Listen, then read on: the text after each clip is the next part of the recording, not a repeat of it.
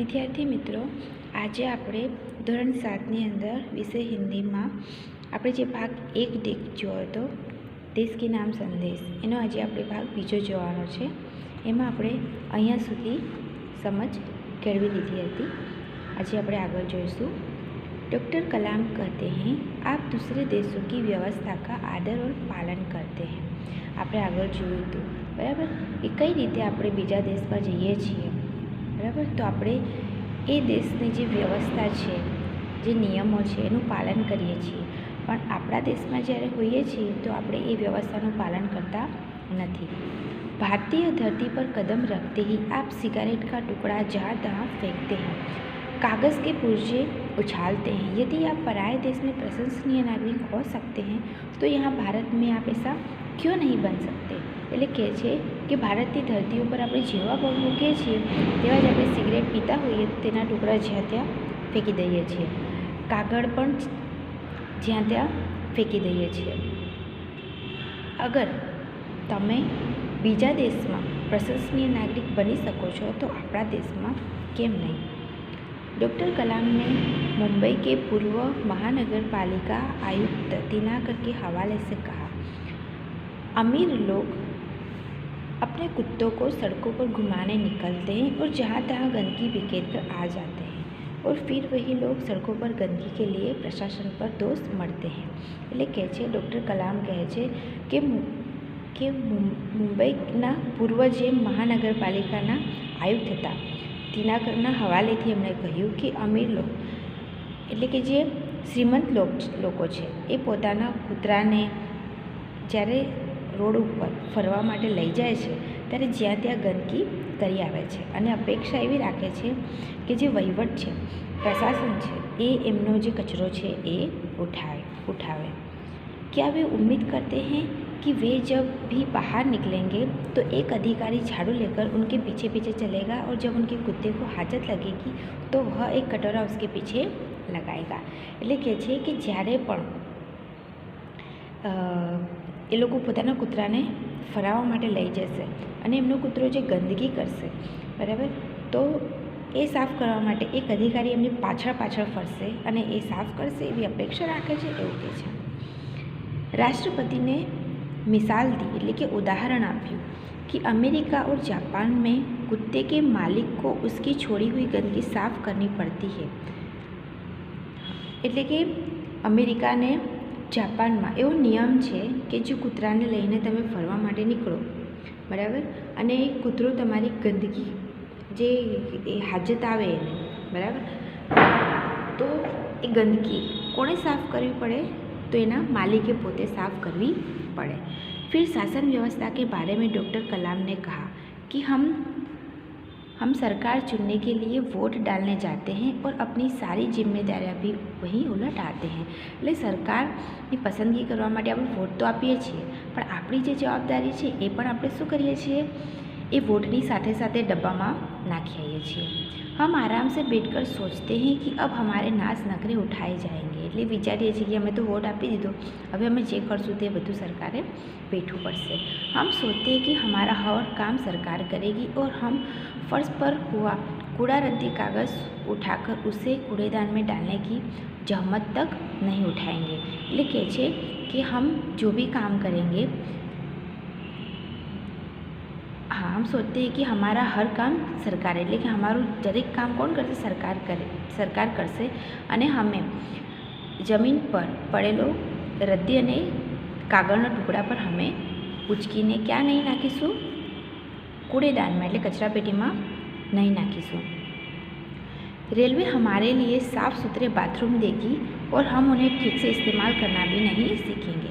આપણે જોઈએ છીએ રેલવેમાં કેટલા સારા બાથરૂમ હોય છે, ટોયલેટ હોય છે, બરાબર, પણ એવું કહે છે કે અમે એને સાફ સુથરા રાખવાની જવાબદારી પણ नहीं लिए. डॉक्टर कलाम ने कहा कि समाज की ज्वलन समस्याओं पर भी हमारा ऐसा ही रवैया है. हम ड्राइंग रूम में बैठकर दहेज के खिलाफ गला फाड़ते हैं और अपने घर में इसका उल्टा करते हैं और बहाना देखिए पूरी व्यवस्था ही खराब है. अगर मैं अपने बेटे की शादी में दहेज नहीं लूँगा तो इससे कौन सा बड़ा फ़र्क पड़ जाएगा. बराबर, આપણા દેશમાં જે નીતિ નિયમો ચાલે છે, બરાબર, સમાજ માટે તો આપણા સમાજની જે સમસ્યાઓ છે એના માટે આપણે વાતો કરીએ છીએ, બધું કરીએ છીએ, પણ જ્યારે આપણા ઉપર તે આવે છે તો આપણે એવું વિચારીએ છીએ કે હું એકલો નહીં કરીશ તો શું ફેર પડી જવાનો છે, બીજા બધા તો કરે જ છે ને, એવું કરીને આપણે એ જવાબદારીમાંથી છટકી જઈએ છીએ। राष्ट्रपति ने इस संदेश में पूछा, इस व्यवस्था को बदलेगा कौन? એટલે કે એમને પ્રશ્ન પૂછ્યો કે આ વ્યવસ્થાને, આ સિસ્ટમને કોણ બદલશે? यह व्यवस्था है किसकी? આ વ્યવસ્થા છે કોની? आप आसानी से कह देंगे व्यवस्था में शामिल है हमारे पड़ोसी। એટલે આપણે સરળતાથી કહીશું કે એ વ્યવસ્થામાં કોણ ભાગીદાર છે? તો અમારા પાડોશી, આસપાસ કે ઘર એટલે આજુબાજુના ઘર, અન્ય શહેર, અન્ય સમુદાય ઓર સરકાર, અન્ય શહેર અને સમુદાય। લેકિન મેં ઓર આપ કતઈ નહીં, એટલે હું અને તમે ક્યારેય નહીં, આપણે પોતાની જાતની વ્યવસ્થાને બદલવા માટે મૂકતા નથી। जब कुछ अच्छा करने की हमारी बारी आती है तो हम अपने परिवार को सुरक्षित कवच में घेर लेते हैं। જ્યારે કંઈક દેશ માટે કરવાનું આવે, બરાબર, કંઈક સારું કરવામાં આવે તો આપણે એક સુરક્ષા કવચમાં આપણે ઘેરી લઈએ છીએ આપણા પરિવારને। दूसरे देशों की ओर निहारते हैं એટલે કે જોઈએ છીએ, और इंतज़ार करते हैं એટલે કે રાહ જોઈએ છીએ कि कोई सिस्टम क्लीन, कोई मिस्टर क्लीन आएगा, अपने जादुई हाथों से चमत्कार करेगा, और ऐसा नहीं होता तो आप देश छोड़कर ही चल देंगे। જોઈએ છે ઘણા લોકો શું કરે છે, વિદેશમાં જતા રહે છે। उन्होंने कहा हम अपने भय से भागकर अमेरिका जाएंगे, उनके गौरव का गुणगान करेंगे। એટલે આપણા દેશમાં કોઈ ભય હોય તો આપણે દેશ છોડીને વિદેશ જતા રહીશું, व्यवस्था की प्रशंसा करेंगे, और जब न्यूयॉर्क और असुरक्षित हो जाएगा तो आप इंग्लैंड भाग जाएंगे। એટલે ન્યુયોર્કમાં કંઈક અસુરક્ષિત તમને લાગે તો તમે ક્યાં જતા રહેશો? इंग्लैंड જતા રહેશો। इंग्लैंड में बेरोजगारी होगी तो खाड़ी चले जाएंगे, એટલે કે इंग्लैंड में बेरोजगारी ऊभी થાય તો ક્યાં જતા રહીશું? ખાડી જતા રહીશું। और जब खाड़ी में युद्ध छिड़ जाएगा तो आप मांग करेंगे कि भारत सरकार हमें बचाकर घर ले आए। એટલે તમે દેશ છોડીને બીજે બધે જતા રહો કમાવા માટે કે સુરક્ષિત થવા માટે કે વેલ સેટ થવા માટે, પણ બીજા દેશમાં જ્યારે કોઈ આપત્તિ આવે, અસુરક્ષા લાગે તો તમે કોની પાસે અપેક્ષા રાખો છો? सरकार પાસે, कि सरकार તમને સુરક્ષિત કરીને પોતાના દેશમાં લઈ આવે। हर कोई देश को गाली देने को तैयार है पर व्यवस्था में सकारात्मक योगदान के बारे में नहीं सोचता। બધા દેશ માટે ગાળો આપે છે કે સરકાર આમ નથી કરતી, તેમ નથી કરતી, પણ સરકારને ભાગીદાર થવા માટે, સકારાત્મક વિચારોમાં ભાગીદાર થવા માટે, વ્યવસ્થામાં ભાગીદાર થવા માટે કોઈ તૈયાર થતું નથી। क्या हमने अपनी आत्मा को पैसों के हाथों गिरवी रख दिया है? એટલે પૂછે છે કે આપણે આપણી આત્માને પૈસા માટે गिरवी મૂકી દીધી છે। डॉक्टर कलाम व्यवस्था में नागरिकों के सकारात्मक योगदान के लिए देशवासियों को झकझोर देते हैं। श्रेष्ठ नागरिक बनने की शुरुआत करने की अपील करते हुए संदेश में कहा गया है कि अगर आप वाकई संदेश से सहमत हैं तो इसे अपने 10 और साथियों को ईमेल से भेजिए। परिवार के सभी बड़ों को मेरा प्रणाम, तुम्हारा मित्र। એટલે કહે છે કે